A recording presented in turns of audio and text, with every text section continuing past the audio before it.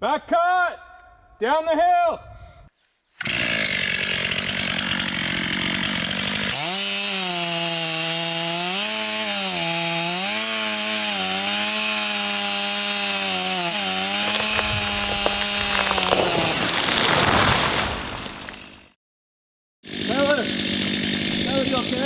During an emergency, things are pretty stressful and you may not have a lot of experience with it. And so having a standardized approach that everyone knows is really beneficial because it'll help with the communication and will also help you remember what to do and the procedures to take. And by doing both of those, you're more likely to help save someone's life.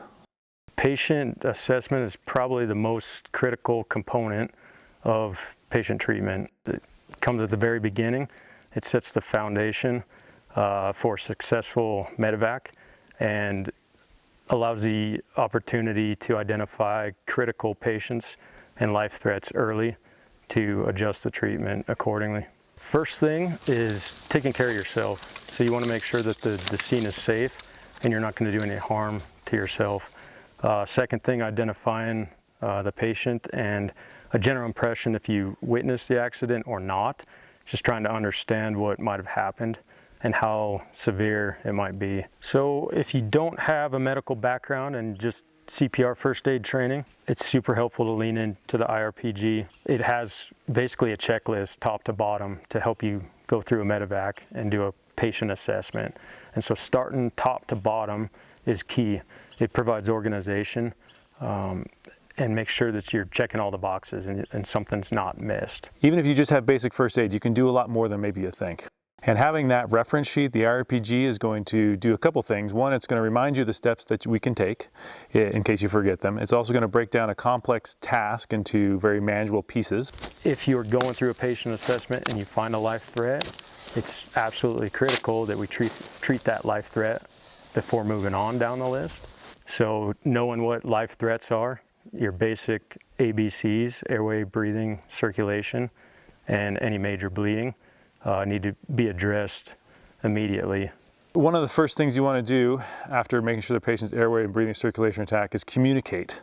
And we have the medical incident report, which is a very good document. It's fairly long, and I always stress to people you don't have to have all the information in there your first call. And in fact, your first call should come very soon after you know there's an emergency.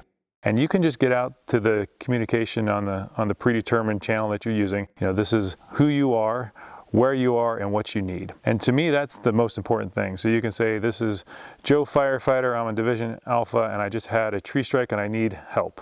Even that will start to motivate a lot of resources towards you. All units on the Miller Creek Fire, clear command for emergency traffic. In terms of patient triage and red, yellow, green, you can think of it as priority 1, priority 2, priority 3, red being priority 1. A patient that's red is in critical condition, and if they don't receive definitive care fast, they have the chance of losing their life.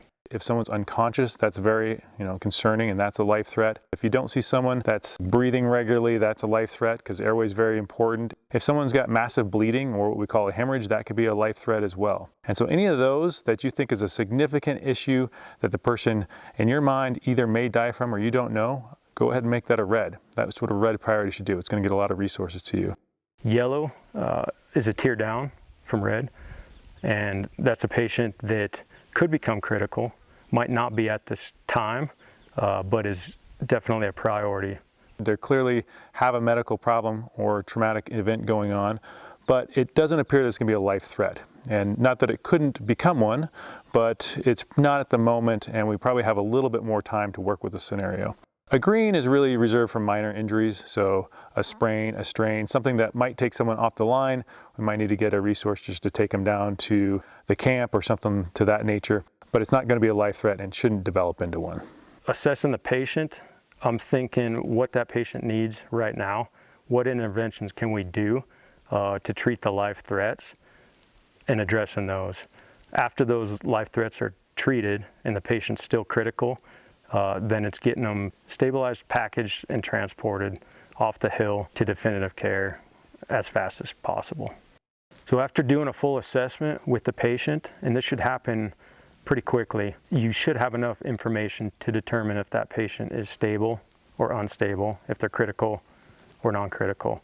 And if they're unstable and critical patient, we need to get that patient off the hill and definitively make that transport decision early. Usually it's by air because of the transport times that it takes to get them to a hospital to definitive care. But it's also important that we don't rely 100% on aviation because something can happen. So we need a backup plan. If you are planning to fly that patient off with an air ambulance, it's also important to order ground ambulance as well in the event that some weather rolls in or aircraft can't get to the patient. Trask, what do we got? He's unconscious but breathing. I'm maintaining C-spine and we've controlled all major bleeding, just awaiting transport. We have EMTs and air ambulance on the way.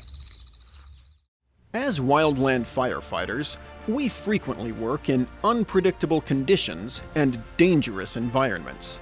If someone gets hurt, we all need to be able to take action, regardless of our level of training.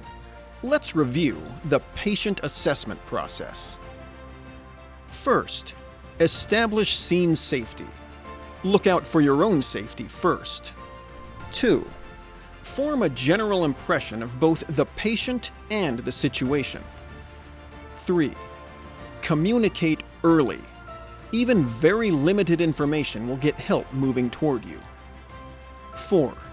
Use your IRPG to guide you through the process. 5.